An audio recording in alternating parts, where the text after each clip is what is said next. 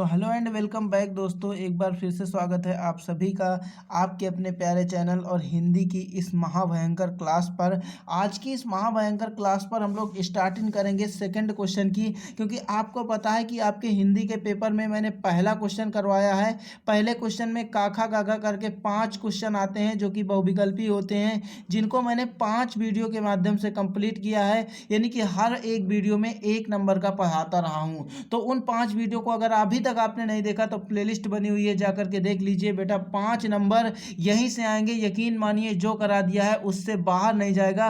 Paper बनाने वालों की हिम्मत नहीं है कि वो उससे बाहर बना दें। इतना मैंने जो करवा दिया है, सिर्फ 5 वीडियो में 5 अंक फिक्स। अब इसके बाद अगर हम सेकंड क्वेश्चन की बात करते हैं तो उस पर भी ऑप्शनल क्वेश्चन आते हैं 5, लेकिन उस पर क्या होता है, पहले वाले पर आते हैं गद्य के और दूसरे वाले पर आते हैं पद्य के। तो यहाँ पे हमने गद्य वाले 5 अंक कंप्लीट कर लिए हैं। अब हम लोग यहाँ पे पद्य में आ गए हैं। पद्य में भी 5 अंक हमें कंप्लीट करने हैं। तो पद्य में भी हमें 5 अंक कंप्लीट करने हैं। तो देखिए यहाँ पे पहला क्वेश्चन है, हिंदी साहित्य के हजारों वर्ष में कबीर जैसा व्यक्तित्व लेकर कोई लेखक उत्पन्न हुआ है। मतलब इनके कहने का मतलब है, किसी लेखक ने एक ने कहा था कि अगर हिंदी साहित्य के मतलब पूरे हिंदी के साहित्य में कबीर दास जैसा महान कोई व्यक्तित्व, मतलब कि महान ज्ञान को लेकर के कोई कवि अभी तक पैदा हुआ है या नहीं हुआ है। ये बात किसने कही थी?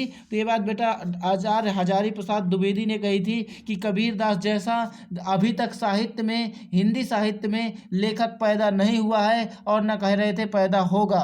लेकिन यहाँ पे लिखा क्या गया, हिंदी साहित्य के हजारों वर्षों में, कितने वर्षों में बेटा, हजारों वर्षों में कबीर जैसा व्यक्तित्व लेकर कोई लेखक उत्पन्न नहीं हुआ।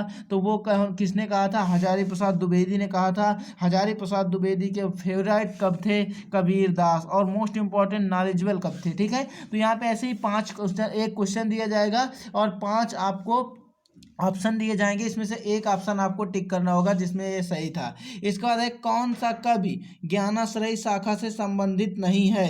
तो देखिए कबीर दास जी ये तो ज्ञानाश्रयी शाखा में वो कहानियाँ लिखते थे, और ये नानक जी ये भी ज्ञानाश्रयी शाखा में कहाँ वर्क करते थे। जायसी की बात करते हैं हम लोग, तो जायसी जी जो थे ये ज्ञानाश्रयी शाखा में वर्क नहीं करते थे। अगर किसी किसी बच्चे को लगता है कि जायसी भी वर्क करते थे तो नानादीप ठोक देता है। तो आपको नानादीप नहीं टिक करना, यहाँ पे जायसी जी याद रखिएगा ज्ञानाश्रयी शाखा के कवि से संबंधित नहीं है, और दोनों ऊपर के कवि से संबंधित है। ठीक है। इसके बाद नेक्स्ट है, गोस्वामी तुलसीदास के बचपन का नाम था।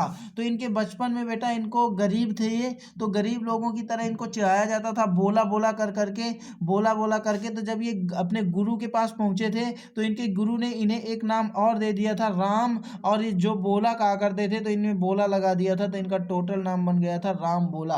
तो तुलसीदास जी के बचपन का नाम क्या था बेटा? राम बोला। इसके बाद आते हैं सुकर खेत। सुकर खेत नामक स्थान संबंधित है। ये जो सुकर खेत था बेटा, इस पर कब तुलसीदास जी ने अपनी शिक्षा प्राप्त की है? किस पर? इस स्थान पर तुलसीदास जी ने अपनी शिक्षा प्राप्त की है। तो ये जो स्थान है किससे संबंधित करेगा? तुलसीदास जी से संबंध रखेगा। ठीक है। इसके बाद नेक्स्ट है, कृष्णा काव्य धारा के कवि हैं। किस धारा के? कृष्णा काव्य धारा के कवि हैं। तो यहाँ पे कृष्णा काव्य धारा के जो कवि हैं वो हैं लाला दास और नाभा दास। 2 कवि हैं, लाला दास और दूसरे नाभा दास। इसके बाद इसमें हिंदी का प्राचीनतम यानी कि प्रथम महाकाव्य कौन सा है? तो इनमें से बेटा पृथ्वीराज रासो जो थे वो बहुत ही पुराने और प्राचीन के प्रथम महाकाव्य लिखा था इन्होंने। किस नाम का? पृथ्वीराज रासो जो है ये बहुत ही पुराना महाकाव्य है और पहला महाकाव्य है। ठीक है। पृथ्वीराज रासो कैसा? पहला और बहुत ही पुराना महाकाव्य है। इसके बाद बात करते हैं, प्रगतिशील लेखक संघ की स्थापना हुई। मतलब कि लेखकों में से प्रगति, मतलब प्रगतिशील जो लेखक होते हैं उनके संघ, मतलब ज्यादा प्रगतिशील कब बन गए, उनका एक गुट कब बन गया, एक कमेटी कब बन गई, उसकी स्थापना कब हुई? तो 1936 में उनकी स्थापना हुई। इसके बाद है, कौन सी रचना आदिकाल की नहीं है? कौन सी रचना आदिकाल की नहीं है? तो यहाँ पे 2 रचनाएं हैं, अखरावत और पद्मावत। जो भी आपके एग्जाम पर अगर रखी जाए उसे टिक करिएगा। आधुनिक युग की मीरा किसे कहा जाता है? यानी कि जो श्री कृष्ण को चाहने वाली मीरा जी थी पुराने समय में, तो अब नए मॉडर्न जमाने में किसको कहा जाता है? तो बेटा महादेवी वर्मा को कहा जाता है।